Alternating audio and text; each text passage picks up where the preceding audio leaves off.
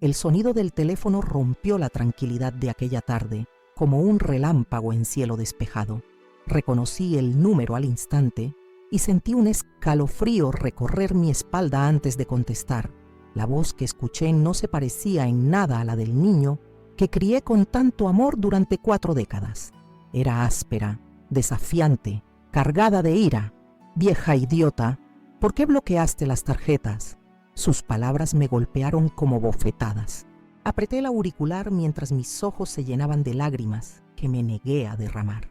Tuve que sujetarme al respaldo del sillón floreado que Ernesto y yo compramos cuando nos mudamos al residencial Los Ceibos, aquel apartamento que tanto nos había costado conseguir con nuestros modestos salarios de maestra y empleado bancario. «Sebastián, no puedo seguir permitiendo esto», logré responder, sorprendida por la firmeza en mi propia voz. «Me importa un carajo lo que pienses. Voy para allá ahora mismo y verás lo que te espera. ¿Me oyes, vieja? Verás lo que te espera». La llamada terminó abruptamente. Me quedé mirando el teléfono, sintiendo cómo el peso de mis 67 años se multiplicaba sobre mis hombros. Pero algo había cambiado dentro de mí. Ya no sentía solamente miedo.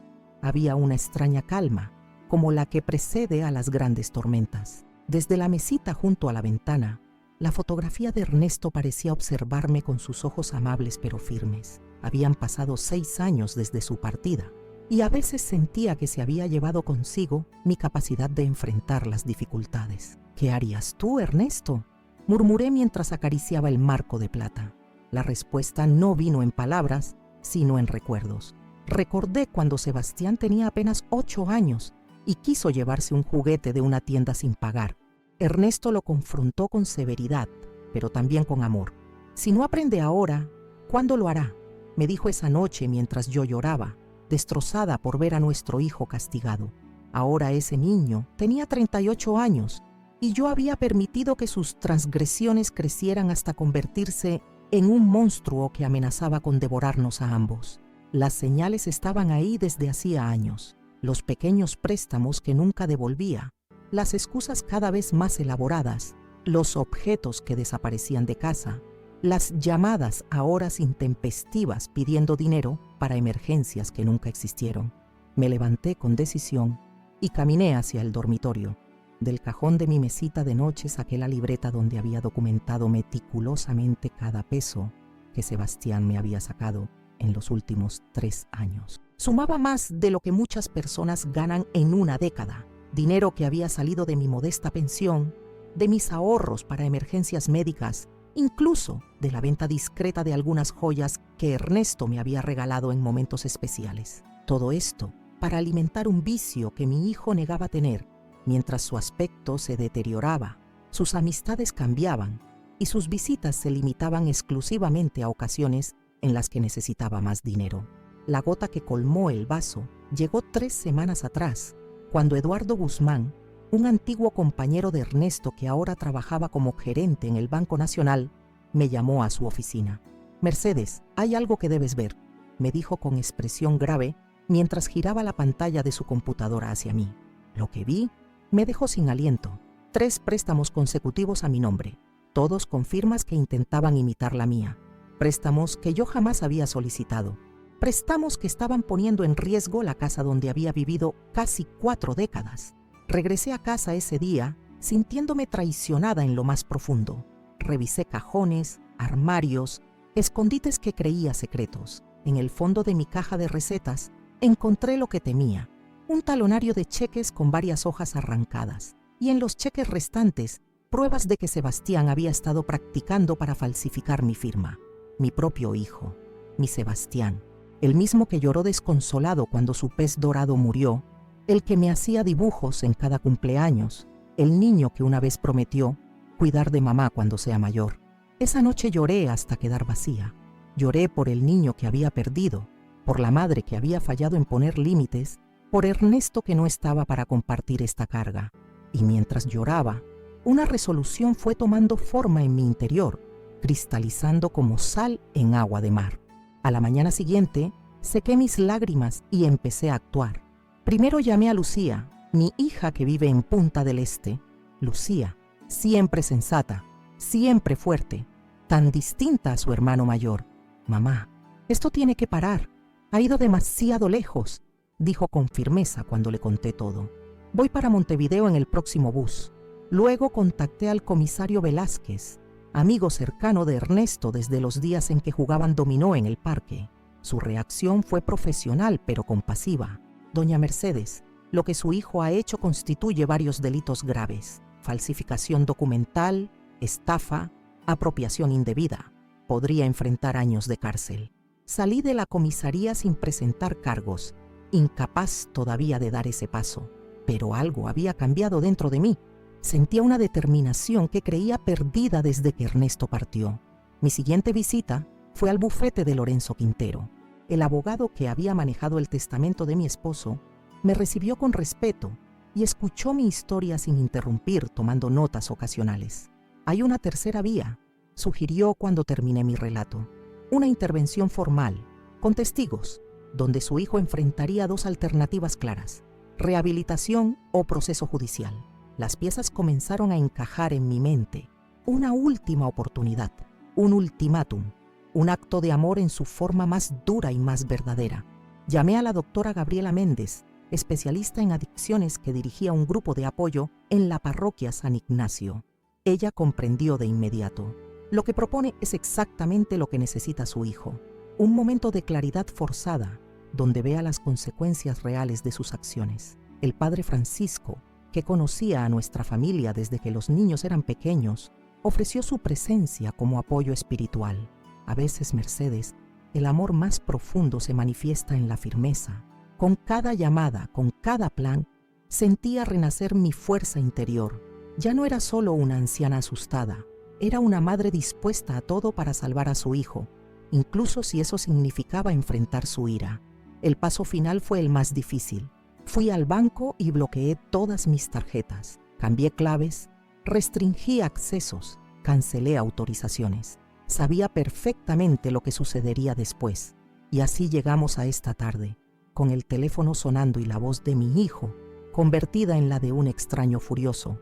Ahora, mientras espero su llegada, reviso mentalmente cada detalle del plan. Lucía está en la habitación de invitados, repasando los documentos con Lorenzo. El comisario Velázquez llegó hace media hora, vestido de civil, para no alarmar a Sebastián inmediatamente.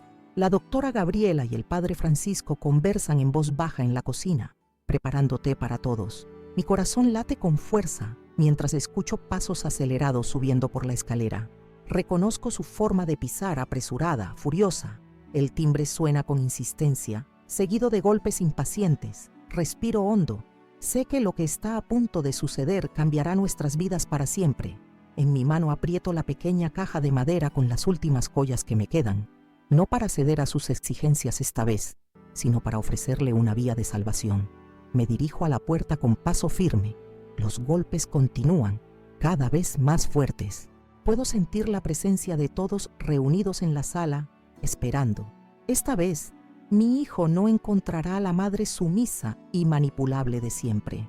Esta vez encontrará a una mujer dispuesta a todo por salvarlo, incluso si eso significa perderlo temporalmente. Con mano temblorosa pero decidida, giro la llave y abro la puerta.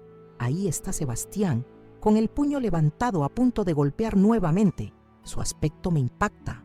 Ojos enrojecidos, barba de varios días, una delgadez que no recordaba. Por un instante veo confusión en su mirada al encontrarme tan serena, pero rápidamente retoma su postura agresiva. ¿Se puede saber qué mierda te pasa? ¿Cómo te atreves a bloquear mis tarjetas? Me espeta mientras intenta entrar empujándome. No respondo, simplemente me hago a un lado y dejo que pase.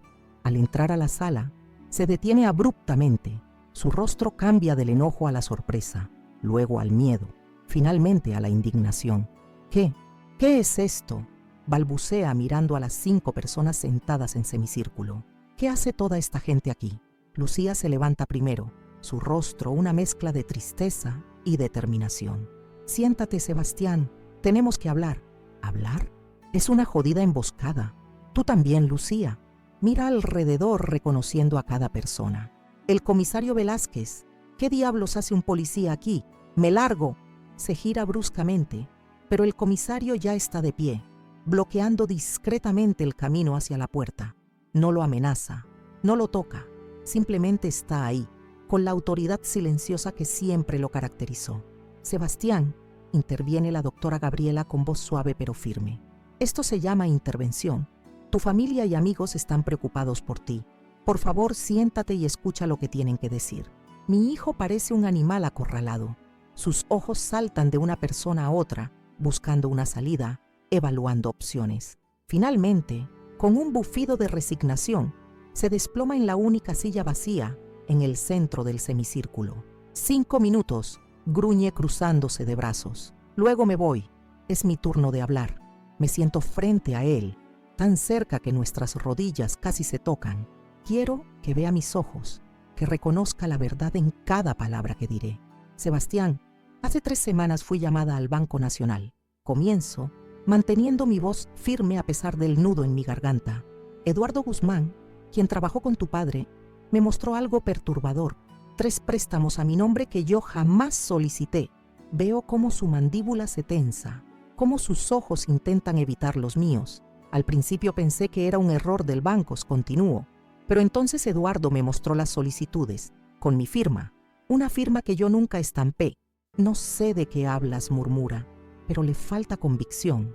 Cuando regresé a casa ese día, sentí que el mundo se desmoronaba. 38 años viviendo en este apartamento, construyendo recuerdos, creando un hogar.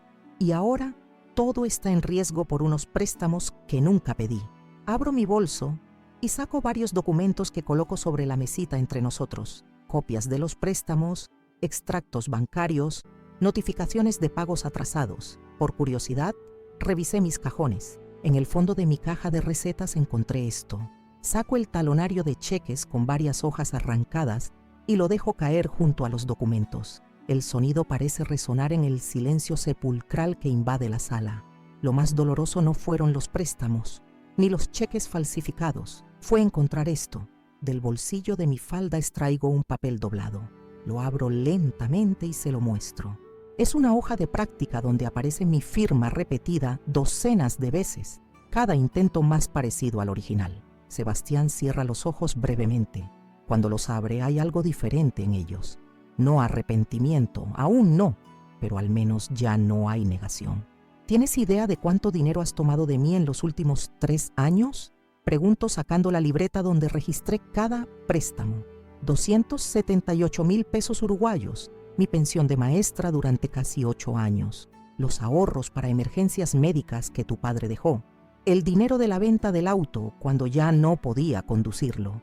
Lorenzo Quintero toma la palabra entonces, su voz profesional contrastando con la emoción palpable en el ambiente. Sebastián Orellana, lo que has cometido son varios delitos tipificados en nuestro Código Penal: falsificación de documento privado, estafa, apropiación indebida y, considerando la edad de tu madre, podría argumentarse abuso contra persona mayor. Mi hijo se remueve incómodo en su asiento. Mira al comisario Velázquez, quizás evaluando cuán oficial es su presencia aquí. ¿Van a denunciarme? ¿Mi propia familia? Pregunta con una mezcla de incredulidad y temor. Esa es una posibilidad, responde Lorenzo sin inmutarse. Estos delitos conllevan penas que podrían superar los 8 años de prisión, considerando todos los agravantes. El color abandona el rostro de Sebastián. Sus manos comienzan a temblar ligeramente, un temblor que reconozco bien después de años viéndolo luchar contra la abstinencia. La otra alternativa, continúa Lorenzo, es un acuerdo extrajudicial condicionado a tu ingreso voluntario a un programa de rehabilitación intensiva. 3 meses iniciales en la clínica Nuevo Amanecer, seguidos por 1 año de tratamiento ambulatorio y restitución progresiva de los fondos apropiados indebidamente. ¿Rehabilitación? No necesito esa mierda, responde automáticamente, pero su voz ha perdido fuerza. Puedo dejarlo cuando quiera, solo estoy pasando por un mal momento. Es el momento para que Lucía intervenga. Mi hija siempre tuvo ese don para comunicar verdades duras sin filtros innecesarios. ¿Un mal momento que dura 3 años, Sebastián? Te hemos visto deteriorarte día tras día. Has perdido trabajos, amistades, incluso vendiste el reloj que papá te dejó. Mírate al espejo, hermano. Estás destruyendo tu vida y arrasando con mamá en el proceso. No tienes idea de lo que estoy pasando, espeta con rencor. Entonces explícanos, interviene el padre Francisco con su voz calmada. Estamos aquí para escucharte, hijo. Todos en esta sala te conocemos desde hace años. Todos queremos verte recuperar tu vida. Algo parece romperse dentro de Sebastián. Sus hombros se hunden, su máscara de agresividad comienza a resquebrajarse. Mira sus manos temblorosas, luego a cada persona presente, finalmente a mí. No fue mi intención que las cosas llegaran tan lejos, murmura. Al principio eran pequeñas cantidades. Pensaba devolverlas rápido, pero luego necesitaba más para cubrir lo anterior y después más. Y nunca era suficiente. La doctora Gabriela se inclina hacia él, su voz profesional pero compasiva. ¿Cuándo fue la última vez que consumiste, Sebastián? Esta mañana, admite tras un breve silencio. No podía enfrentar el día sin algo. ¿Cocaína? Pregunta directamente. Asiente con la cabeza baja. ¿Y cómo la financias? Continúa la doctora. Sus ojos se llenan de lágrimas contenidas. Tomé préstamos, no solo de mi madre, de gente peligrosa. Un escalofrío recorre mi espalda. De repente, muchas cosas comienzan a tener sentido. Las llamadas misteriosas a horas extrañas, las marcas que ocasionalmente vi en sus brazos y que atribuía a accidentes, su nerviosismo constante. ¿Cuánto les debes?, pregunta Lucía, siempre práctica incluso en momentos de crisis. Sebastián murmura una cifra que hace que todos nos miremos con alarma. Es una cantidad imposible para alguien sin trabajo estable. Una deuda que explica su desesperación, su agresividad, su urgencia por conseguir dinero a cualquier costo. ¿Y qué pasa si no pagas?, inquiere el comisario Velázquez, ya no como amigo de la familia, sino con su instinto policial activado. Mi hijo levanta finalmente la mirada, y lo que veo en sus ojos me hiela la sangre. Miedo puro, primitivo. Me dieron un ultimátum. Tengo hasta mañana para entregar al menos la mitad. De lo contrario, deja la frase inacabada, pero todos comprendemos la amenaza implícita. La sala queda en silencio mientras asimilamos esta nueva información. Ya no estamos solamente ante un caso de adicción y fraude familiar, sino ante una situación donde la vida de mi hijo podría estar en peligro real e inmediato.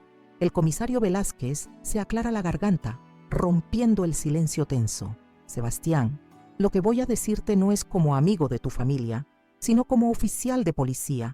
Su voz adquiere un tono más formal. Llevamos meses investigando a estos prestamistas del barrio bajo.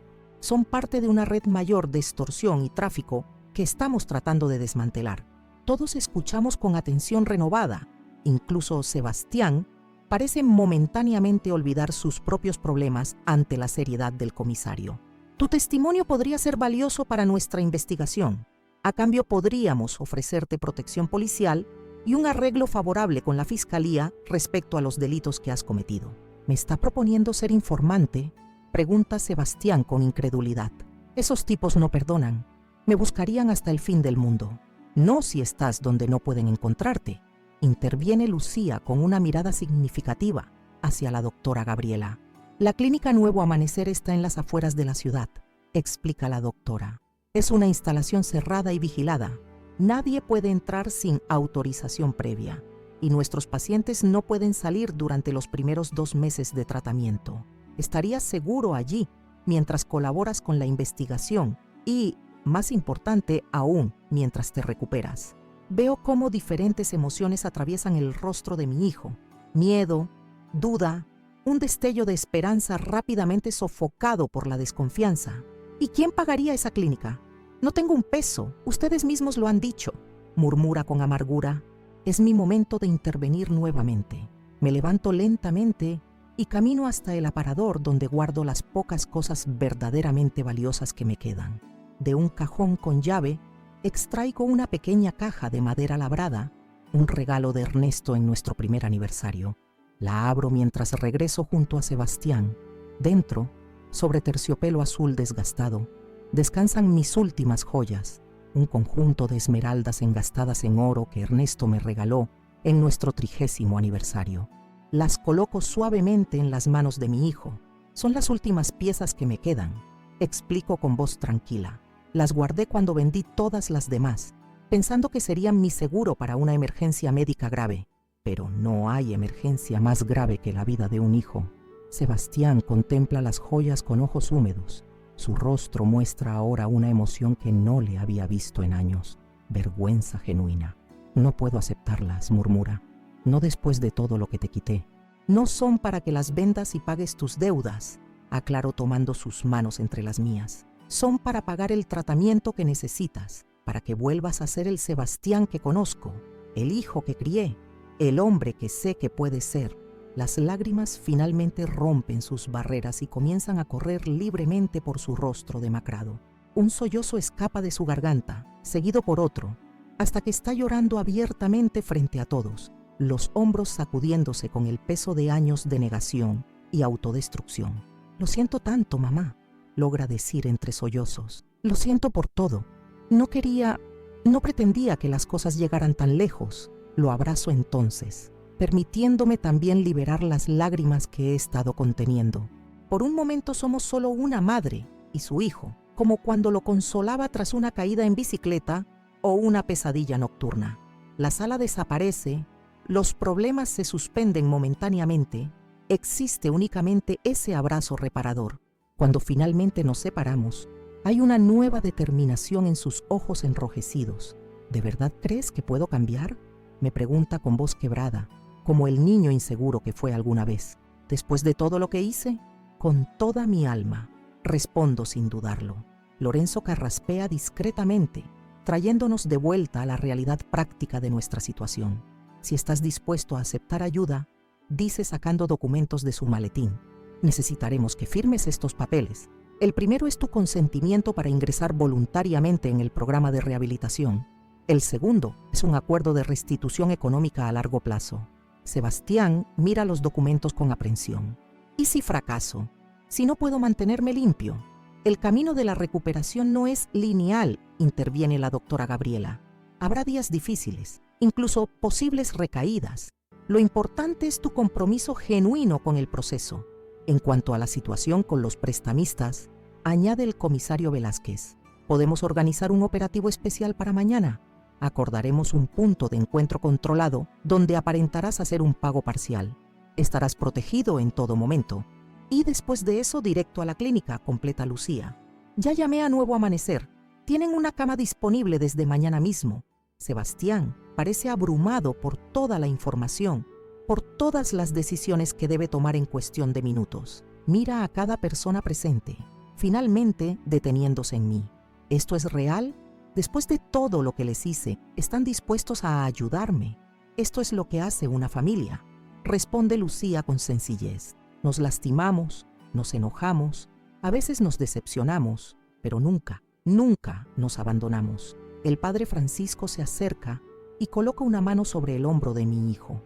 No estás solo en esta batalla, Sebastián, nunca lo estuviste. Algo cambia en el rostro de mi hijo entonces, como si una luz largamente apagada volviera a encenderse tenuemente. Toma los documentos que Lorenzo le ofrece y, con manos aún temblorosas pero decididas, firma cada uno. Al terminar, levanta la mirada y veo algo que no había visto en años: determinación. No la determinación desesperada del adicto buscando su próxima dosis, sino la resolución tranquila de alguien que finalmente ha decidido cambiar el rumbo de su vida. ¿Qué hacemos ahora?, pregunta, su voz más firme que minutos antes. Y así, mientras el sol comienza a ponerse sobre Montevideo tiñendo nuestro pequeño apartamento con tonos dorados, un plan toma forma. Un plan para salvar a mi hijo, para recuperar nuestra familia, para enfrentar demonios que durante demasiado tiempo permitimos crecer en las sombras. No será un camino fácil, pero por primera vez en años siento que estamos avanzando en la dirección correcta. La noche cayó sobre Montevideo mientras terminábamos de dar forma al plan. El comisario Velázquez realizaba llamadas discretas, organizando el operativo para el día siguiente. Lorenzo redactaba documentos adicionales, ajustando términos legales a nuestra particular situación. La doctora Gabriela explicaba a Sebastián qué esperar durante los primeros días de desintoxicación, sin endulzar la dureza del proceso que enfrentaría. No te mentiré, le decía con franqueza profesional. Los primeros días serán extremadamente difíciles. Tu cuerpo reaccionará violentamente a la abstinencia. Tendrás náuseas, temblores, ansiedad intensa, posiblemente alucinaciones. Sebastián asentía, con el rostro pálido pero decidido. Parecía un soldado recibiendo instrucciones antes de una batalla peligrosa pero inevitable. Sin embargo, continuaba la doctora, estarás bajo supervisión médica las 24 horas. Tenemos medicación para mitigar los síntomas más severos y un equipo entrenado para acompañarte en cada momento. En la cocina, Lucía preparaba café para todos mientras yo intentaba armar un refrigerio con lo poco que tenía en la despensa. Aunque nadie tenía verdadero apetito, sabíamos que sería una noche larga. Mi hija trabajaba en silencio, eficiente como siempre, pero notaba la tensión en sus movimientos. «¿Cómo estás, hija?», pregunté en voz baja para que solo ella me escuchara. Levantó la mirada de la cafetera y suspiró profundamente. «Procesando todo, mamá. Es mucho para asimilar en un solo día». «Lo sé», respondí mientras cortaba queso en cubos pequeños.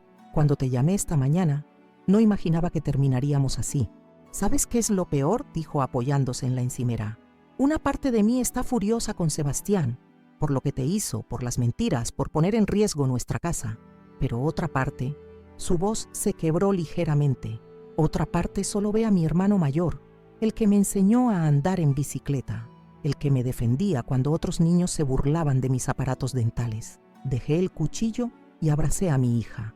A veces olvidaba que no era solo yo quien sufría por Sebastián. Lucía también había perdido al hermano que conocía, al cómplice de travesuras infantiles, al confidente adolescente. «Es normal sentir ambas cosas», le aseguré. «El amor y el enojo pueden coexistir. Nadie lo sabe mejor que una madre». Cuando regresamos a la sala con la bandeja de café y bocadillos, el ambiente había cambiado sutilmente. Sebastián estaba sentado junto a Lorenzo, revisando los documentos para el día siguiente. Su postura era diferente, los hombros menos caídos, la mirada más enfocada, como si la neblina que lo rodeaba durante años comenzara lentamente a disiparse. El comisario Velázquez terminó su última llamada y se unió al grupo, aceptando agradecido la taza de café que le ofrecí. «Está todo arreglado», anunció. «Tenemos un equipo especial asignado para mañana. El punto de encuentro será el Café El Trovador a las 3 de la tarde. Parece un lugar público normal, pero tendremos agentes encubiertos en cada rincón». «¿Y si sospechan algo?», preguntó Sebastián, la preocupación evidente en su rostro. «Por eso mismo elegimos un lugar concurrido. Es menos probable que intenten algo violento con tantos testigos alrededor. Además, la disposición del café nos da varias rutas de escape si las cosas se complican». Mientras discutían los detalles operativos, observé a mi hijo con una mezcla de orgullo y temor. Estaba arriesgando mucho al aceptar colaborar. Estos prestamistas no eran simples matones de barrio. Según explicaba el comisario, formaban parte de una red sofisticada que operaba en varios distritos de Montevideo. «Una vez completado el operativo», continuó Velázquez, «te llevaremos directamente a Nuevo Amanecer. Ya coordinamos con la seguridad de la clínica. Estarán al tanto de la situación». «¿Cuánto tiempo estaré allí?», preguntó Sebastián, jugando nerviosamente con el borde de su camisa, un gesto que le conocía desde niño. «El programa inicial es de 3 meses», respondió la doctora Gabriela, «pero cada caso es único. Lo importante es pues que no te concentres en la duración total desde el principio. Toma cada día como viene, cada hora si es necesario». «3 meses», repitió Sebastián, como probando el peso de esas palabras en su boca. «3 meses sin nada, sin drogas», corrigió firmemente la doctora, «pero con mucho más: terapia individual y grupal, actividades ocupacionales, reconexión con tu propio cuerpo y mente. No es solo dejar algo, Sebastián, es recuperar mucho que has perdido». El padre Francisco, que había permanecido silencioso durante gran parte de la planificación, se acercó entonces a Sebastián y se sentó a su lado. «Hijo, ¿te importaría si ofrecemos una oración antes de continuar? No tiene que ser religiosa si te incomoda. Puede ser simplemente un momento para centrarnos y reunir fuerzas». Para mi sorpresa, Sebastián asintió. «Me gustaría eso, padre». Todos nos tomamos de las manos formando un círculo improvisado en medio de mi modesta sala. El padre Francisco no recitó oraciones tradicionales. En cambio, habló desde el corazón sobre la esperanza, la renovación, la fortaleza en momentos difíciles. Palabras simples pero profundas que parecieron tocar algo fundamental en cada uno de nosotros, independientemente de nuestras creencias personales. Cuando terminó, sentí una calma diferente en la habitación, no la ausencia de preocupación, sino una determinación compartida que trascendía el miedo. «Necesitarás algunas cosas para la clínica», dijo Lucía rompiendo el silencio contemplativo. «Ropa, artículos de higiene personal. ¿Dónde están tus cosas ahora?» Sebastián bajó la mirada avergonzado. «No tengo mucho. Perdí el apartamento hace 2 meses. He estado quedándome con diferentes conocidos, a veces en una pensión cuando tengo algo de dinero». Otra revelación dolorosa. Mi hijo había estado prácticamente sin hogar y yo no lo sabía. Las veces que preguntaba dónde vivía, siempre mencionaba direcciones diferentes, excusas sobre compañeros de piso temporales o remodelaciones. Una mentira más en el elaborado castillo de naipes que había construido. «Iremos a comprar lo necesario mañana temprano», decidió Lucía con practicidad. «Tiendas básicas, nada ostentoso. Lo suficiente para que estés cómodo estos primeros meses». «No tengo cómo pagarles», murmuró Sebastián. «No estamos hablando de dinero ahora», respondí con firmeza. «Estamos hablando de tu vida, hijo. Lo demás se resolverá a su tiempo». El resto de la noche transcurrió en una extraña calma productiva. Elaboramos listas, revisamos horarios, discutimos contingencias. Para un observador externo, podría parecer la planificación de un evento familiar normal, no el intento desesperado de salvar a un hijo de las garras del vicio y la criminalidad. Cerca de la medianoche, cuando la reunión finalmente se disolvía, enfrenté otra realidad práctica. Sebastián no tenía dónde pasar la noche y dejarlo salir en su estado actual, con el operativo planificado para mañana, era demasiado arriesgado. «Te quedarás aquí», declaré, no como una invitación sino como un hecho. Él me miró sorprendido. «¿Aquí? ¿Después de todo lo que hice?» «Especialmente después de todo lo que hiciste», respondí. «No voy a perderte de vista hasta que estés seguro en esa clínica». Lorenzo y el comisario Velázquez se despidieron con la promesa de reunirse con nosotros temprano a la mañana siguiente. La doctora Gabriela dejó una pequeña bolsa con medicamentos. «Son para ayudarle a pasar la noche», me explicó en voz baja. «Si la ansiedad se vuelve incontrolable o los temblores muy severos, las instrucciones están anotadas. Llámeme a cualquier hora si hay una emergencia». El padre Francisco fue el último en marcharse. Tomó mis manos entre las suyas y las apretó con afecto. «Mercedes, lo que estás haciendo hoy por tu hijo requiere un tipo especial de valentía. No la valentía impulsiva de un momento, sino la valentía sostenida que solo el amor verdadero puede alimentar». Sus palabras me reconfortaron profundamente. Cuando cerré la puerta tras la partida del último visitante, sentí el peso de la responsabilidad, pero también una extraña ligereza. Por primera vez en años, estábamos enfrentando la verdad, no escondiéndonos tras excusas y evasiones. Preparé el sofá cama en la sala para Sebastián. Lucía ocuparía mi habitación de invitados, la misma que fue suya durante su infancia. Mientras buscaba sábanas limpias en el armario, encontré un viejo osito de peluche, descolorido por el tiempo, pero increíblemente familiar. «Señor Botones», murmuré, reconociendo el juguete favorito de Sebastián cuando era pequeño. Lo había guardado junto con tantas otras reliquias de la infancia de mis hijos, incapaz de deshacerme de esos fragmentos tangibles de tiempos más sencillos. Sin pensarlo demasiado, coloqué al señor Botones sobre la almohada del sofá cama. Un pequeño gesto, quizás tonto, pero cargado de significado para mí. Cuando regresé a la sala con un vaso de agua para dejar junto a la mesita, encontré a Sebastián contemplando al viejo oso con una expresión indescifrable. «Lo encontré mientras buscaba sábanas», expliqué, ligeramente avergonzada. «Pensé que tal vez…»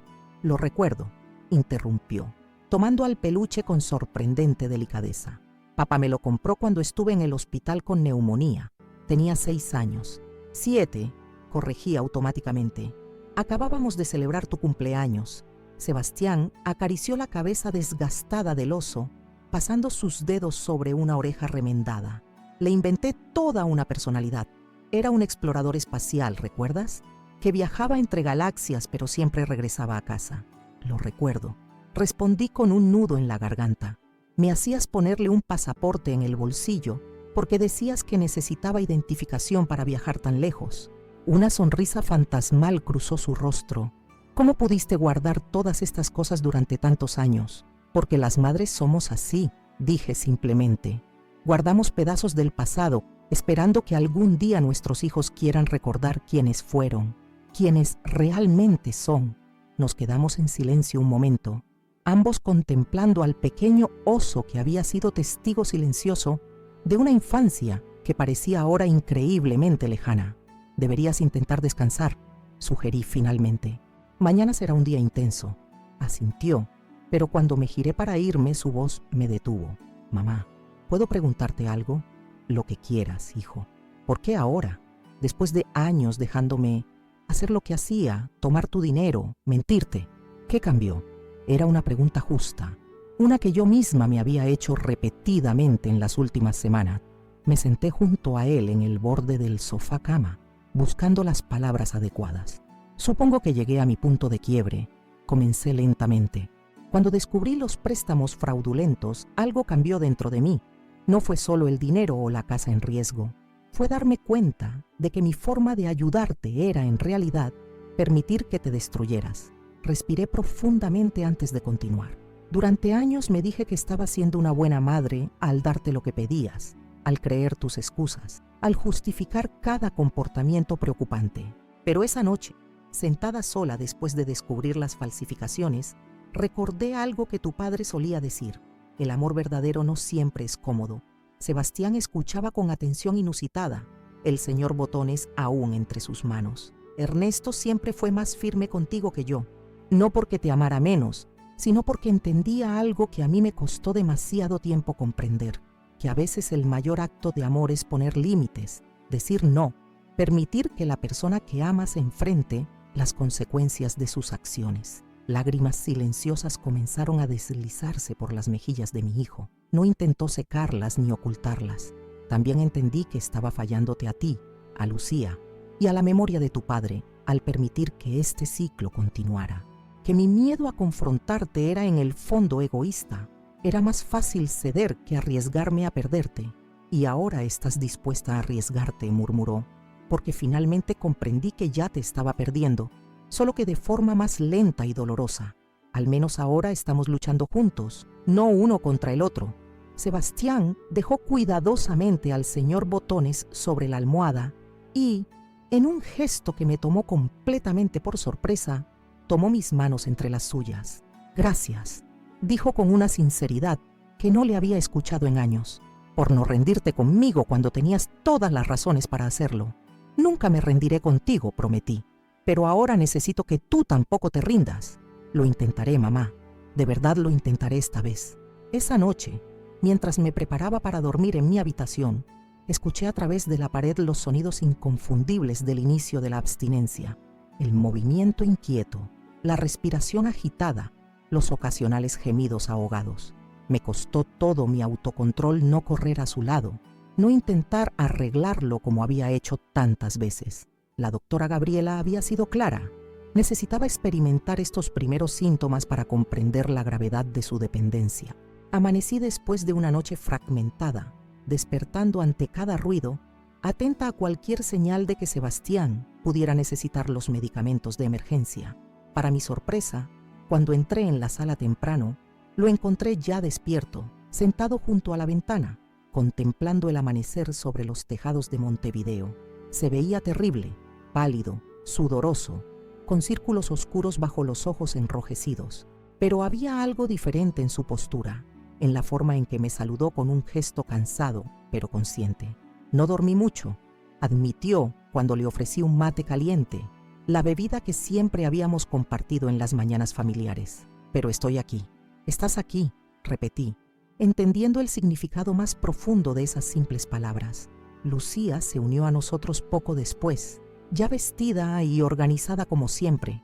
Traía una lista detallada de lo que necesitaríamos comprar para la estancia de Sebastián en la clínica.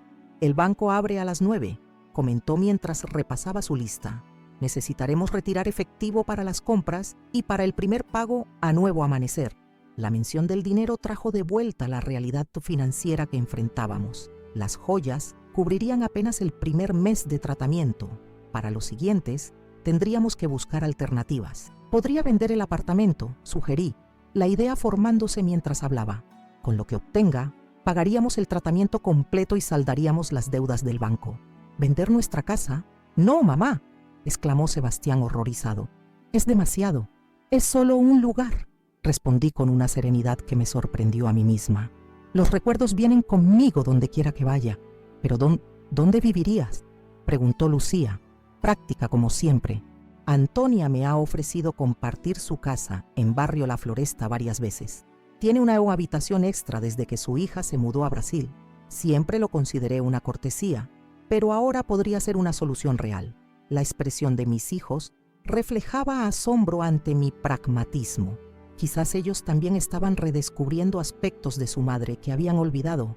No era solo la figura abnegada que cedía a las demandas de Sebastián, sino también la mujer que había enfrentado la viudez temprana, criado 2 hijos sola y construido una carrera como maestra respetada. Discutiremos los detalles después, concluyó Lucía, siempre enfocada en lo inmediato. Ahora necesitamos prepararnos para el operativo.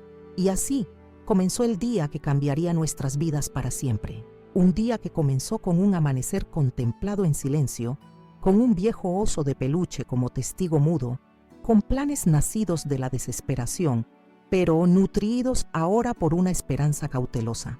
Un día en que, por primera vez en años, sentí que no estaba simplemente postergando lo inevitable, sino realmente luchando por un futuro diferente. Un futuro donde mi hijo podría, como el señor Botones en sus historias infantiles, viajar a través de oscuridades insondables, pero eventualmente encontrar el camino de regreso a casa.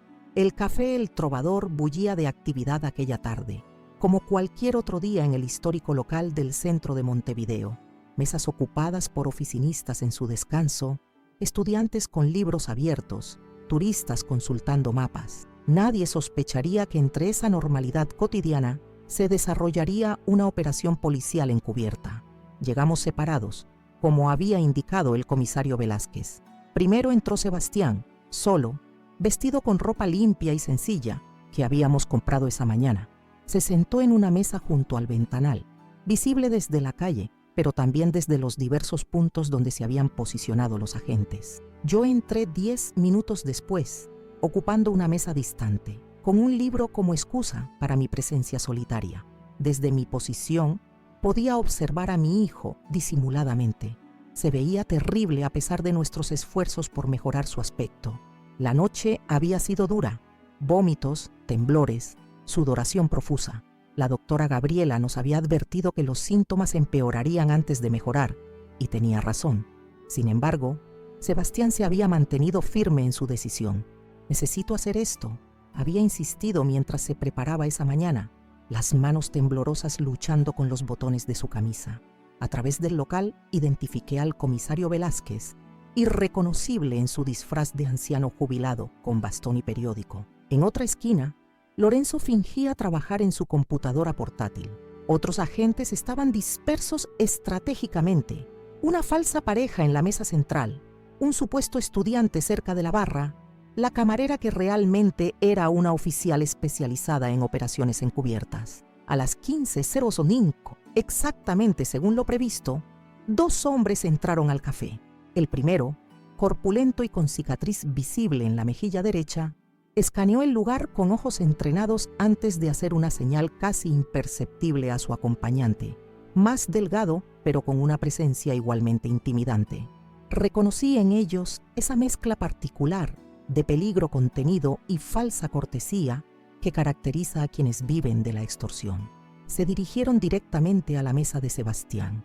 El más delgado se sentó frente a él mientras el corpulento permanecía de pie, bloqueando parcialmente la vista desde la calle. A pesar de la distancia, pude ver cómo mi hijo se tensaba, cómo su manzana de Adán subía y bajaba al tragar con dificultad. Fingí leer mi libro mientras aguzaba el oído, pero era imposible escuchar su conversación entre el murmullo general del café. Sin embargo, el lenguaje corporal lo decía todo. Las manos de Sebastián temblaban mientras deslizaba un sobre bajo la mesa. Los rostros impasibles de los hombres contrastando con la tensión evidente de mi hijo. El hombre delgado abrió disimuladamente el sobre bajo la mesa, contó rápidamente y frunció el ceño. Dijo algo que hizo palidecer a Sebastián. La operación estaba entrando en su fase crítica. El sobre contenía solo la mitad de lo acordado, tal como habíamos planeado para prolongar la interacción y dar tiempo al equipo policial. Desde mi posición, vi cómo el comisario Velázquez doblaba su periódico, la señal convenida. Los agentes comenzaron a moverse con precisión milimétrica, cerrando imperceptiblemente el cerco alrededor de la mesa de Sebastián. Mi corazón latía tan fuerte que temía que los clientes cercanos pudieran escucharlo. De repente, todo sucedió a la vez. El hombre corpulento notó el movimiento coordinado y alertó a su compañero. El delgado agarró bruscamente el brazo de Sebastián mientras el otro extraía algo de su chaqueta. Pero antes de que pudiera completar el movimiento, 3 agentes se abalanzaron sobre él. ¡Policía! ¡Quietos todos! El café estalló en confusión. Clientes gritando, sillas cayendo, tazas rompiéndose contra el suelo. El hombre delgado intentó usar a Sebastián como escudo, pero mi hijo, en un acto de valentía que no esperaba, le propinó un codazo certero que lo desestabilizó lo suficiente para que 2 agentes lo sometieran. En menos de 30 segundos, ambos hombres estaban inmovilizados contra el suelo, esposados, mientras los oficiales uniformados entraban para completar el arresto. Los clientes genuinos del café eran evacuados ordenadamente por la puerta trasera. Yo permanecía congelada en mi asiento, el libro olvidado sobre la mesa, incapaz de moverme hasta que vi a Lorenzo acercarse a Sebastián, quien parecía a punto de colapsar. Solo entonces me apresuré hacia ellos. ¿Estás bien?, pregunté, tomando el rostro de mi hijo entre mis manos, examinándolo como hacía cuando era pequeño y regresaba magullado de jugar fútbol. «Estoy bien, mamá», respondió con voz temblorosa. «Solo quiero irme de aquí». El comisario Velázquez se acercó, ajustándose la chaqueta ahora que había abandonado su disfraz de anciano. «Trabajo excelente, Sebastián», lo felicitó con sinceridad. «Mantuviste la calma exactamente como necesitábamos. ¿Qué pasará ahora con ellos?», preguntó mi hijo, mirando hacia los detenidos que eran conducidos a un vehículo policial sin identificación. «Enfrentarán cargos de extorsión, amenazas y, según lo que encontremos en sus teléfonos, probablemente vínculos con el tráfico de drogas. Tu testimonio será crucial, pero podrás darlo desde la seguridad de la clínica». Un oficial se acercó entonces al comisario, murmurando algo en su oído. La expresión de Velázquez cambió sutilmente. «Tenemos que movernos», anunció con repentina urgencia. El teléfono del detenido no dejaba de recibir mensajes. «Parece que hay más involucrados que podrían estar vigilando». Nos escoltaron rápidamente hacia la salida trasera del café, donde esperaban 3 vehículos sin identificación policial. Me sorprendió ver a Lucía ya en uno de ellos, con una pequeña maleta que contenía las pertenencias de Sebastián para su estancia en la clínica.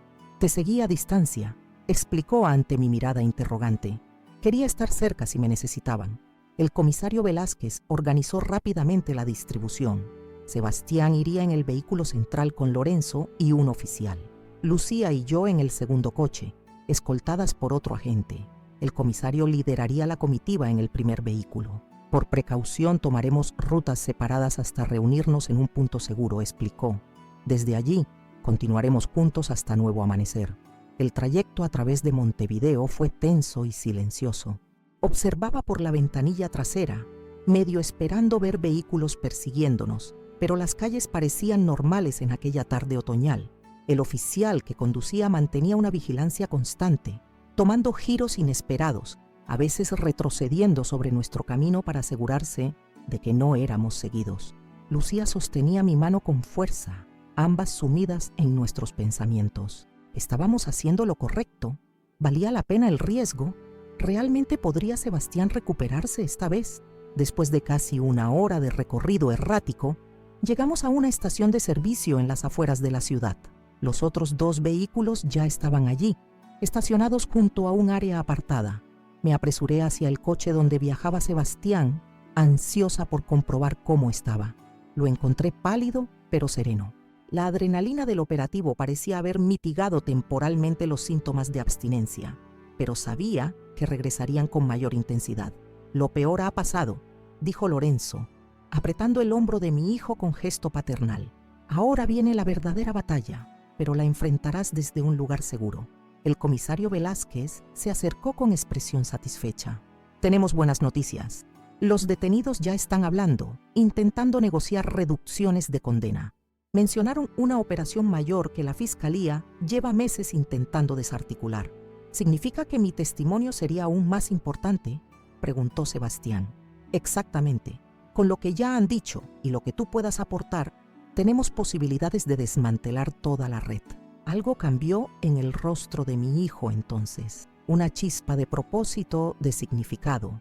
Como si de repente viera que su experiencia dolorosa podría servir para algo más grande que él mismo. Haré lo que sea necesario, afirmó con una determinación que no le había visto en años. Continuamos el viaje, ahora los 3 vehículos juntos, por la carretera que llevaba a pie hacia las colinas donde se ubicaba la clínica Nuevo Amanecer. El paisaje se transformaba gradualmente. Los edificios daban paso a espacios abiertos, luego a campos cultivados y finalmente a áreas boscosas. Tras casi 1 hora de camino, el convoy giró hacia un sendero discretamente señalizado. Una verja metálica se abrió automáticamente a nuestro paso, revelando un camino ascendente bordeado por árboles frondosos. Al final del trayecto, apareció un complejo de edificios bajos, de arquitectura moderna, pero integrada armoniosamente con el entorno natural. Esperándonos en la entrada principal estaba la doctora Gabriela, junto a un hombre de bata blanca, que asumí sería parte del personal médico de la clínica. La doctora había adelantado nuestro viaje para preparar todo.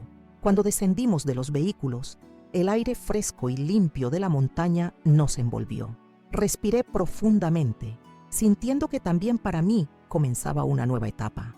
Bienvenidos a Nuevo Amanecer, nos saludó el hombre de bata blanca, presentándose como el doctor Martín Ibarra, director médico del centro. Tenemos todo preparado para la admisión.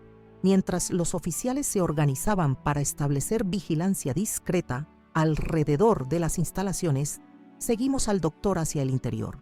El edificio principal era sorprendentemente acogedor, paredes en tonos cálidos, amplios ventanales que dejaban entrar luz natural, plantas distribuidas estratégicamente, nada que recordara a un hospital o institución. Intentamos crear un ambiente que favorezca la recuperación integral, explicó el doctor Ibarra mientras caminábamos por un pasillo decorado con obras de arte creadas por pacientes. Aquí no solo tratamos la adicción física, sino también las heridas emocionales y espirituales que suelen acompañarla. Nos condujeron a una sala privada donde comenzaría el proceso de admisión. Sebastián debía responder a un extenso cuestionario sobre su historial médico, patrón de consumo y estado psicológico actual. Lucía y yo esperamos fuera, en un pequeño jardín interior, con una fuente cuyo murmullo resultaba extrañamente reconfortante. Es un buen lugar, comentó mi hija, observando a un grupo de residentes que practicaban tai chi en un área verde cercana. Parece más un retiro que una clínica. Esa es precisamente la idea, respondió la doctora Gabriela, que se había unido a nosotras. Queremos que los pacientes sientan que están aquí para sanar, no para ser castigados o medicados hasta la sumisión. Pasó casi 1 hora antes de que un asistente nos informara que podíamos reunirnos nuevamente con Sebastián. Lo encontramos en una sala diferente, más pequeña e íntima, acompañado por el doctor Ibarra y un joven que fue presentado como Daniel, consejero en recuperación, y quien sería el acompañante principal de Sebastián durante su estadía. Hemos completado la evaluación inicial, informó el doctor. Sebastián presenta un cuadro de dependencia severa, complicado por episodios de ansiedad y posiblemente depresión subyacente. Iniciaremos inmediatamente el protocolo de desintoxicación médicamente supervisada. Mi hijo parecía exhausto, pero, por primera vez en mucho tiempo, también parecía presente, conectado con lo que ocurría a su alrededor en lugar de perdido en la neblina de la adicción. Ahora viene el momento de la despedida, continuó el doctor Ibarra con amabilidad. Durante las primeras 2 semanas, el contacto con el exterior será limitado. Es parte fundamental del proceso. La realidad de la separación inminente cayó sobre nosotros como una losa. 2 semanas sin saber de él, sin poder verificar su estado, dependiendo únicamente de los informes que la clínica nos proporcionaría. Daniel, notando nuestra ansiedad, intervino con voz tranquilizadora.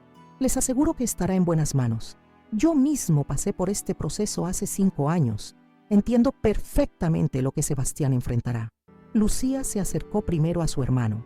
Su abrazo fue breve pero intenso, susurrando algo en su oído que no alcancé a escuchar, pero que hizo asentir a Sebastián con ojos húmedos. Entonces llegó mi turno. Me acerqué a mi hijo, aquel niño que había sostenido recién nacido, que había visto crecer, perderse, y que ahora intentaba encontrarse nuevamente. Te amo, dije simplemente, tomando su rostro entre mis manos. Siempre lo he hecho y siempre lo haré, sin importar nada más. No merezco ese amor, mamá, respondió con voz quebrada. No después de lo que te hice. El amor verdadero nunca se trata de merecer, respondí, recordando palabras que Ernesto solía decir. Se trata de elegir día tras día, y yo te elijo a ti, con todas tus imperfecciones, con todos tus errores y también con toda tu capacidad de sanar y transformarte. Nos abrazamos largamente, ninguno queriendo ser el primero en romper ese contacto. Finalmente, fue el doctor Ibarra quien gentilmente indicó que debíamos concluir. Es hora, dijo, con ese tono profesional pero compasivo que caracteriza a quienes han visto muchas de estas despedidas. Sebastián se apartó lentamente, secándose las lágrimas con el dorso de la mano. Voy a lograrlo esta vez, prometió. Por ti, por Lucía, por papá, pero sobre todo por mí mismo. Daniel se acercó, colocando una mano en el hombro de mi hijo. Vamos, te mostraré tu habitación y te presentaré a algunos compañeros. El grupo de bienvenida se reúne en media hora. Antes de que Sebastián saliera, recordé algo. Extraje de mi bolso un pequeño bulto envuelto en papel de seda. Olvidaba darte esto, dije entregándoselo. Para las noches difíciles. Desenvolvió el paquete con curiosidad, descubriendo al señor Botones, el viejo oso de peluche de su infancia. Una sonrisa genuina iluminó brevemente su rostro cansado. Gracias, murmuró, guardando el peluche discretamente en el bolsillo de su chaqueta. Y así, con ese pequeño gesto, comenzó formalmente el proceso de recuperación. Observamos a Sebastián alejarse por el pasillo, acompañado por Daniel, su postura una mezcla contradictoria de nerviosismo y resolución. El comisario Velázquez nos esperaba en el vestíbulo, conversando con el oficial encargado de la seguridad de la clínica. Nos informó que se habían establecido protocolos especiales debido a la colaboración de Sebastián con la investigación. Tendremos vigilancia discreta las 24 horas, explicó, y vendremos personalmente cuando sea necesario tomar declaración formal.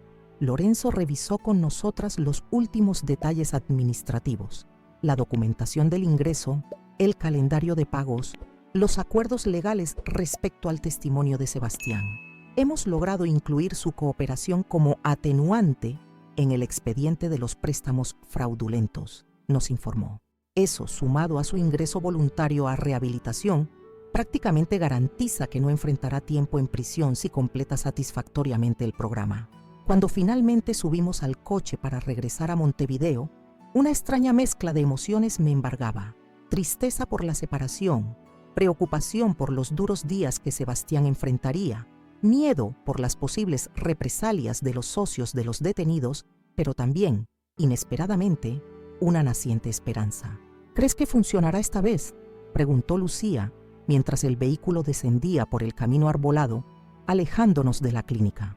Contemplé por última vez el complejo de edificios a través de la ventanilla trasera, volviéndose más pequeño con la distancia. No lo sé con certeza, respondí honestamente, pero por primera vez en años creo que es posible. Y a veces la posibilidad es suficiente para comenzar. El sol comenzaba a descender cuando regresamos a la ciudad, bañando los edificios de Montevideo con una luz dorada que transformaba incluso las fachadas más modestas en paisajes dignos de fotografías. Mientras observaba ese juego de luces y sombras, pensé en cuánto se parecía a nuestra situación actual.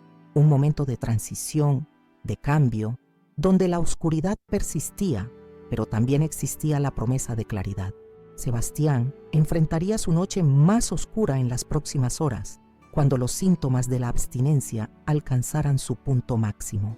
Pero quizás, como este atardecer, era precisamente ese punto entre la luz y la oscuridad donde comenzaban las transformaciones más profundas. Las 2 primeras semanas tras dejar a Sebastián en Nuevo Amanecer transcurrieron en una extraña mezcla de ansiedad y actividad frenética. Siguiendo el consejo de Lorenzo, comencé los trámites para vender mi apartamento en el residencial Los Ceibos. La decisión, que parecía tan clara en aquel momento de crisis, se volvió más compleja cuando tuve que clasificar 4 décadas de pertenencias, decidiendo qué conservar y qué dejar ir.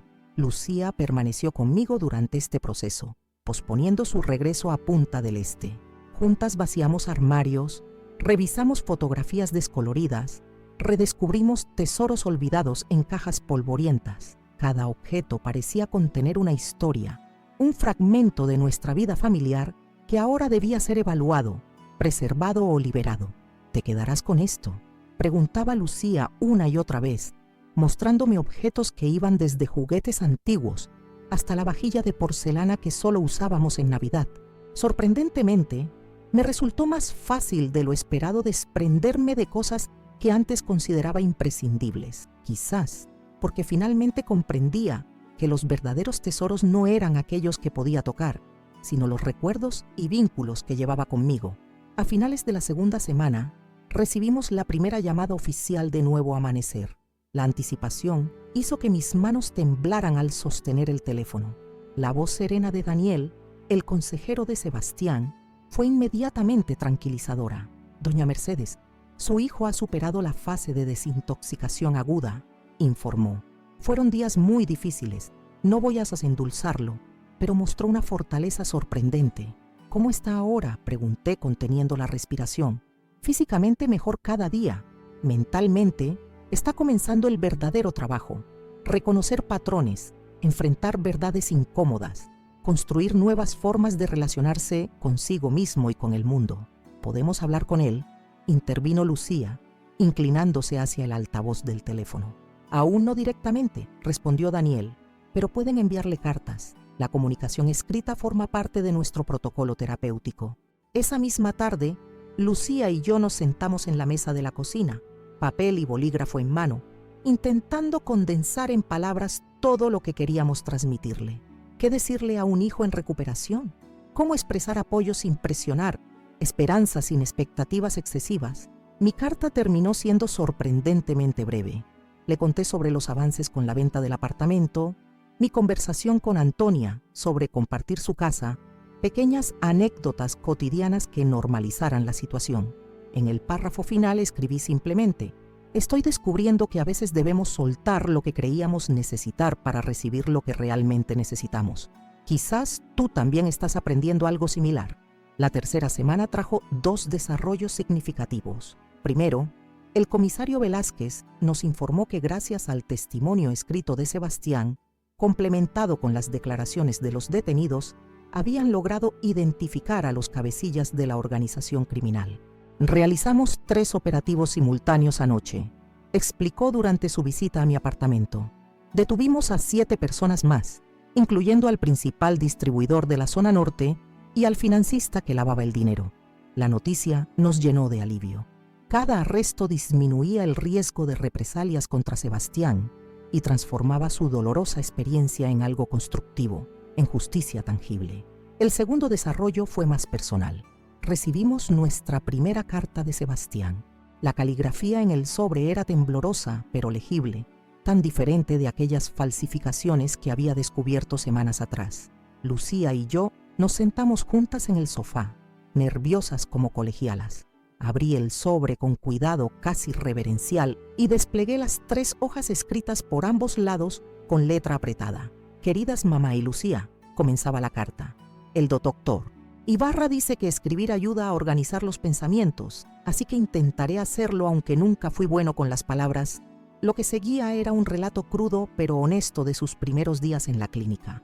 Describía los dolores físicos, los temblores incontrolables, las alucinaciones que lo aterrorizaron, pero también momentos inesperados de claridad, conversaciones significativas con otros pacientes pequeños logros diarios que iban desde completar un rompecabezas hasta lograr dormir 4 horas seguidas sin medicación. El señor Botones está en mi mesita de noche, escribió en un párrafo que me hizo sonreír entre lágrimas. Los otros se burlan un poco, pero no me importa. Daniel dice que tener un objeto transicional, así lo llaman aquí, puede ser terapéutico. Para mí es un recordatorio de que hubo un tiempo antes de las drogas, antes del caos, y que quizás pueda haber un tiempo después. La carta continuaba describiendo su rutina diaria: terapia individual por las mañanas, grupos de apoyo después del almuerzo, actividades ocupacionales por la tarde. Había descubierto cierta aptitud para la jardinería, algo que nunca había intentado antes. Hay un invernadero donde cultivamos hierbas y vegetales para la cocina de la clínica. Hay algo profundamente satisfactorio en ver crecer algo que tú mismo plantaste. Daniel dice que es una buena metáfora para la recuperación, cuidado constante, paciencia y aceptación de que algunos días parece que nada avanza, aunque bajo la superficie las raíces siguen fortaleciéndose. Pero lo más impactante venía hacia el final de la carta. Sebastián revelaba que durante una intensa sesión de terapia había finalmente verbalizado algo que había mantenido enterrado durante años. Creo que todo comenzó después de la muerte de papá, no de inmediato, sino gradualmente. Él siempre fue mi ancla, incluso cuando discutíamos. Su muerte me hizo sentir a la deriva. Las drogas inicialmente amortiguaron ese dolor, luego se convirtieron en lo único que me hacía sentir algo, finalmente en lo único que me importaba. Pero ahora entiendo que mientras intentaba escapar del dolor de perderlo, también estaba perdiendo los recuerdos de él, la persona que él ayudó a formar en mí.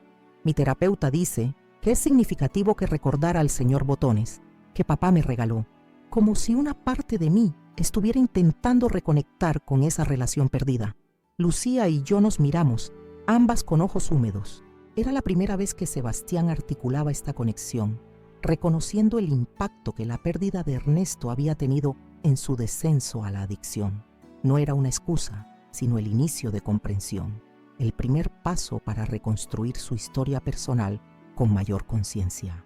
Las semanas se convirtieron en meses. Vendí el apartamento a una joven pareja que esperaba su primer hijo, encontrando cierta poética justicia en que un nuevo capítulo familiar comenzara donde el nuestro había transcurrido. Con el dinero, pagué los préstamos fraudulentos, cubrí el tratamiento completo de Sebastián y separé una pequeña suma para mi nueva vida con Antonia. La mudanza al barrio La Floresta fue más revitalizante de lo que había anticipado.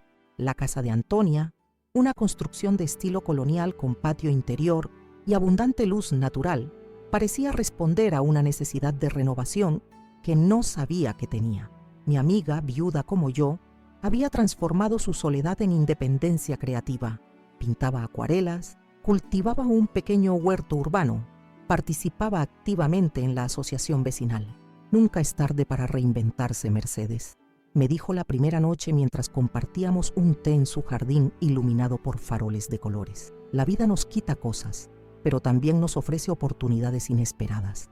Tras el primer mes, las visitas a Nuevo Amanecer se convirtieron en parte de nuestra rutina semanal. Lucía, que finalmente había regresado a Punta del Este, venía a Montevideo cada 2 fines de semana para acompañarme. El taxi nos dejaba al pie del camino arbolado y subíamos conversando, cada vez con menos aprensión y más esperanza. Sebastián cambiaba visiblemente con cada encuentro. Primero fueron los cambios físicos. Recuperó peso, el color retornó a su rostro, sus ojos recuperaron claridad.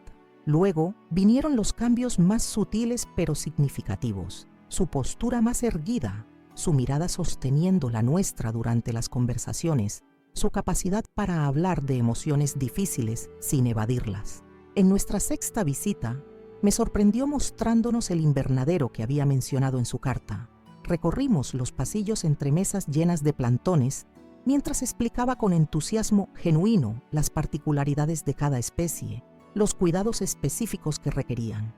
Esta sección es mi responsabilidad, anunció con orgullo señalando un área donde crecían hierbas aromáticas. El romero es especialmente terco, pero hemos llegado a un acuerdo mutuo. Verlo tan conectado con algo vivo, algo que requería atención constante y compromiso, me llenó de una esperanza cautelosa. Sebastián estaba desarrollando precisamente las cualidades que la adicción había erosionado: paciencia, persistencia, capacidad para disfrutar satisfacciones diferidas. Fue durante esa misma visita que conocimos a Elena, una mujer de aproximadamente 30 años que se acercó tímidamente mientras conversábamos en el jardín común. «Disculpen la interrupción», dijo con voz suave. «Solo quería presentarme. Sebastián ha hablado mucho de ustedes en nuestro grupo».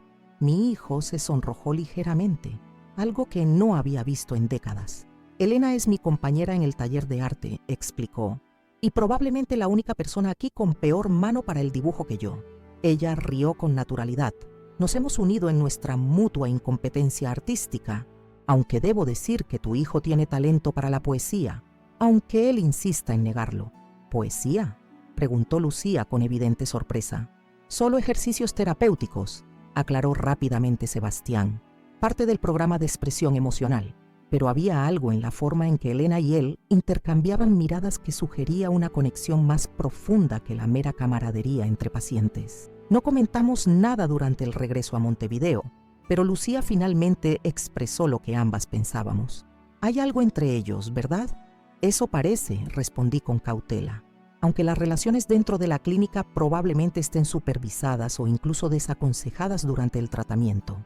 Pero es alentador», reflexionó mi hija, «que pueda establecer una conexión genuina con alguien, sin la mediación de sustancias o motivaciones ocultas». Al cumplirse el segundo mes, recibimos una invitación para participar en una sesión familiar terapéutica. El doctor Ibarra nos explicó que era parte integral del proceso de recuperación. «La adicción nunca afecta solo al individuo», aclaró durante la breve orientación previa. «Transforma las dinámicas familiares enteras. Para una recuperación sostenible, esas dinámicas también necesitan sanar y, en muchos casos, transformarse». La sesión fue intensa, por momentos dolorosa. Guiados por un terapeuta familiar, los tres abordamos verdades incómodas que habíamos evitado durante años. Lucía expresó su resentimiento por haber tenido que ser la hija perfecta, mientras Sebastián acaparaba toda la atención con sus problemas. Sebastián reconoció cómo había manipulado mi amor maternal para financiar su adicción. Yo admití mi complicidad inconsciente al permitir conductas destructivas por miedo a perder a mi hijo. «El mayor regalo que pueden darse mutuamente ahora», concluyó el terapeuta después de 2 horas emocionalmente agotadoras, «es la verdad. No la verdad que castiga o culpabiliza, sino la verdad que reconoce el pasado con honestidad y abre posibilidades para un futuro diferente». Cuando llegamos al final del tercer mes, el periodo inicial previsto para la internación, Sebastián nos sorprendió con una decisión inesperada durante nuestra visita semanal. «Me han ofrecido quedarme como asistente de rehabilitación», anunció, mientras caminábamos por los senderos del extenso jardín. «Sería un puesto remunerado, incluyendo alojamiento y comidas. Trabajaría principalmente en el invernadero y ayudaría a los recién llegados». «¿Y has aceptado?», preguntó Lucía. «Quiero hacerlo», respondió, deteniéndose para mirarnos directamente. «Necesito más tiempo en un entorno estructurado, pero también siento que podría ayudar a otros. Entiendo lo que están pasando de una manera que solo alguien que ha estado ahí puede comprender». «¿Qué dice el doctor Ibarra?», pregunté intentando asimilar esta nueva dirección. «Que es una buena oportunidad para consolidar mi recuperación mientras desarrollo habilidades laborales y de responsabilidad. Mi terapeuta está de acuerdo, aunque advierte que debo mantener límites claros y continuar con mi propio proceso». Había algo diferente en su rostro mientras hablaba, una combinación de humildad y propósito que resultaba profundamente conmovedora. Recordé al niño que quería ser astronauta, bombero, explorador, sueños que se habían evaporado en la adolescencia, reemplazados por una deriva sin dirección que eventualmente encontró ancla en las sustancias. «Y hay algo más», añadió, su voz tornándose más suave. «Elena también se quedará. Le han ofrecido continuar como asistente en el taller de arte». Intercambiamos una mirada cómplice con Lucía, pero ninguna comentó nada, respetando la evidente importancia que esta conexión tenía para Sebastián. «¿Y el asunto legal?», preguntó Lucía, siempre práctica. «Tu colaboración con la investigación. El comisario Velázquez vino ayer», explicó Sebastián. La operación ha sido un éxito rotundo. Desarticularon toda la red. Incluso encontraron conexiones con otros grupos en Argentina y Brasil. Mi testimonio ya no será necesario en persona. Las declaraciones escritas fueron suficientes. Un peso invisible se levantó de mis hombros. La amenaza de represalias, que había estado latente a pesar de todas las garantías, finalmente se disipaba. Sebastián extrajo entonces un sobre de su chaqueta. Casi lo olvido. «Esto es para ti, mamá». Lo abrí con curiosidad. Dentro había un cheque y una nota manuscrita. «Mi primer sueldo como asistente», explicaba la nota. «Sé que es apenas una fracción de lo que te debo, pero es un comienzo. Cada mes enviaré una parte de mis ingresos. Tomará años, pero eventualmente repararé el daño económico que causé». Las lágrimas nublaron mi visión mientras sostenía aquel cheque, no por su valor monetario, que efectivamente era modesto, sino por lo que representaba: responsabilidad, compromiso, reparación genuina. «No es necesario, hijo», intenté decir, pero él levantó una mano, deteniéndome. «Sí lo es», afirmó con suavidad. «No solo por ti, sino por mí. Necesito hacer esto, mamá. Necesito saber que puedo reparar al menos una parte de lo que rompí». Asentí, comprendiendo finalmente que esto no era sobre dinero, sino sobre dignidad. La dignidad que viene de asumir las consecuencias de nuestros actos y trabajar activamente para repararlas. Cuando llegó el momento de despedirnos aquel día, nuestro abrazo fue diferente. Ya no estábamos separándonos con miedo e incertidumbre, sino permitiendo que cada uno siguiera su propio camino de sanación, unidos por un vínculo renovado. «Vendré a visitarte el próximo domingo», prometí. «Quizás podamos almorzar juntos en el pueblo cercano. El doctor Ibarra mencionó que como asistente tendrás permisos para salidas breves». «Me encantaría», respondió con una sonrisa genuina. «Hay una pequeña fonda que hace las mejores empanadas que he probado». Mientras Lucía y yo descendíamos por el camino arbolado hacia el taxi que nos esperaba, miré hacia atrás una última vez. Sebastián permanecía en la entrada, su figura recortada contra el atardecer, saludándonos con la mano. No parecía ya un niño perdido, ni un adicto acorralado, sino un hombre joven encontrando su lugar en el mundo, trazando con cuidado los primeros pasos en un camino desconocido, pero lleno de posibilidades.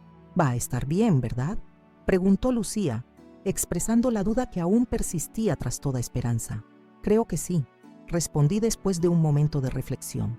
«No será un camino recto ni fácil, pero tiene algo ahora que no tenía antes». «¿Qué cosa?». «La verdad», dije simplemente. «La verdad sobre sí mismo, sobre nosotros, sobre el verdadero costo de las decisiones. Y con esa verdad, por dolorosa que sea, finalmente tiene una base sólida sobre la cual construir». El taxi comenzó a descender la colina, alejándonos de nuevo amanecer. A través de la ventanilla observaba el paisaje transformado por el atardecer, los árboles proyectando sombras alargadas, el cielo tiñéndose de naranja y púrpura. Era el mismo camino que habíamos recorrido 3 meses atrás, pero todo parecía diferente ahora, iluminado por una luz nueva, inesperada, como nosotros mismos. Cuando miro hacia atrás, al recorrido que les he compartido hoy, veo un viaje que nunca imaginé emprender a mis 67 años. Un camino que comenzó con el sonido de un teléfono y las crueles palabras de mi propio hijo: «Vieja idiota, ¿por qué bloqueaste las tarjetas?», y que me llevó a tomar la decisión más difícil que una madre puede enfrentar: confrontar a su hijo para salvarlo. Aún recuerdo vívidamente aquel día en el Banco Nacional del Uruguay, cuando Eduardo Guzmán me mostró aquellos préstamos fraudulentos con mi firma falsificada. El descubrimiento que cambió todo. Mi propio Sebastián, el niño que había acunado en mis brazos, había estado robándome sistemáticamente, poniendo en riesgo el techo que nos había cobijado durante décadas. La intervención que organizamos en mi apartamento del residencial Los Ceibos fue el punto de quiebre. Cuando Sebastián llegó furioso, encontrándose no solo conmigo, sino también con Lucía, el comisario Velázquez, Lorenzo Quintero, la doctora Gabriela y el padre Francisco, vi por primera vez el verdadero alcance de su problema. No era solo adicción. Estaba endeudado con prestamistas peligrosos que amenazaban su vida. Nunca olvidaré el operativo en el café El Trovador. Los minutos de terror mientras observaba a mi hijo, interactuar con aquellos criminales, el caos cuando la policía intervino, la carrera hacia la seguridad. Momentos que parecían sacados de una película, pero que se convirtieron en nuestra realidad cotidiana. La llegada a Nuevo Amanecer marcó el verdadero inicio de nuestra sanación. Aquel complejo en las colinas, con sus edificios integrados a la naturaleza, se convirtió en el refugio donde Sebastián finalmente enfrentaría sus demonios. La despedida fue desgarradora, pero también esperanzadora, especialmente cuando le entregué al señor Botones, aquel oso de peluche que simbolizaba al niño que alguna vez fue y que quizás podría volver a encontrar. Los meses siguientes fueron un tiempo de transformación para todos. Vendí nuestro apartamento, mudándome con mi amiga Antonia a su casa en el barrio La Floresta. Lucía regresó a su vida en Punta del Este, pero ahora más conectada, más presente. Y Sebastián, mi Sebastián, emergió gradualmente de la oscuridad que lo había consumido durante años. Cada visita a la clínica revelaba pequeños milagros, su rostro recuperando color, su mente claridad, su espíritu propósito. Descubrió talentos que no sabía que poseía en el invernadero. Forjó conexiones genuinas con otros pacientes, especialmente con Elena. Y finalmente, tomó la decisión de quedarse como asistente, ayudando a otros que atravesaban el mismo infierno que él había conocido tan íntimamente. El momento que más atesoro fue cuando me entregó aquel primer cheque de su salario como asistente. Un monto pequeño, simbólico en comparación con lo perdido, pero incalculable en su significado. Mi hijo estaba asumiendo responsabilidad, comprometiéndose con la reparación, no solo por mí, sino por su propia dignidad. Si hay algo que he aprendido a través de esta dolorosa travesía, es que el amor verdadero a veces requiere la valentía de decir no. Durante años, confundí permisividad con amor maternal, cediendo a las manipulaciones de Sebastián por miedo a perderlo. Paradójicamente, fue solo cuando me arriesgué a perderlo, poniendo límites firmes, que realmente comenzamos a recuperarlo. También aprendí que nunca es tarde para reconstruir. A mi edad, imaginaba que mi vida estaba definida, que mis mejores años habían quedado atrás. Pero estas circunstancias me obligaron a reinventarme. Nueva casa, nuevas rutinas, nuevas perspectivas. Descubrí una fortaleza que no sabía que poseía, una capacidad de adaptación que creía perdida con la juventud. Nuestra historia no ha terminado, por supuesto. La recuperación de Sebastián es un proceso continuo, con avances y retrocesos. El camino será largo, pero ahora lo recorremos juntos, con honestidad, con límites saludables, con amor genuino que no teme a la verdad. Si estás viendo este video y te reconoces en mi historia, quizás como padre o madre de alguien luchando contra adicciones, quizás como el familiar que ha sido engañado o manipulado, o incluso como alguien atrapado en sus propios patrones destructivos, quiero que sepas que no estás solo. Hay un camino hacia la sanación, aunque atraviese las sombras más oscuras. Quisiera pedirte que compartas en los comentarios de dónde nos estás viendo. Siempre me fascina saber que estas historias llegan a tantos rincones diferentes de Latinoamérica y el mundo. También me gustaría saber si has vivido situaciones similares o conoces a alguien que está pasando por esto ahora.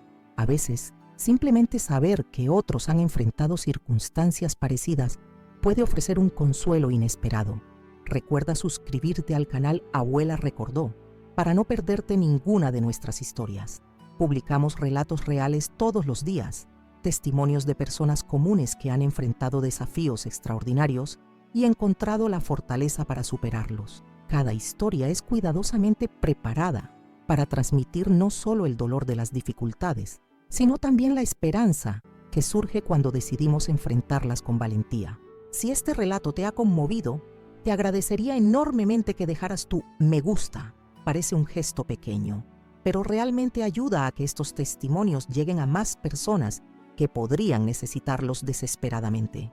También te invito a visitar nuestros otros videos. Tenemos historias de reconciliaciones familiares, segundas oportunidades, pérdidas transformadoras y reencuentros inesperados. Cada relato ofrece una ventana a experiencias humanas profundas que, aunque dolorosas, contienen semillas de esperanza y renovación.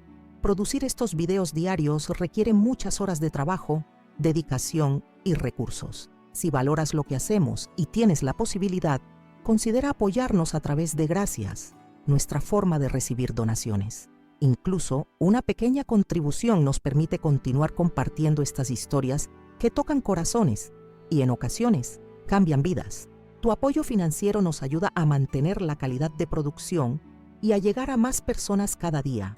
Antes de despedirme, quiero agradecerte por dedicar tu tiempo a escuchar mi historia, por acompañarme en este recorrido por los momentos más oscuros y también más luminosos de mi vida como madre.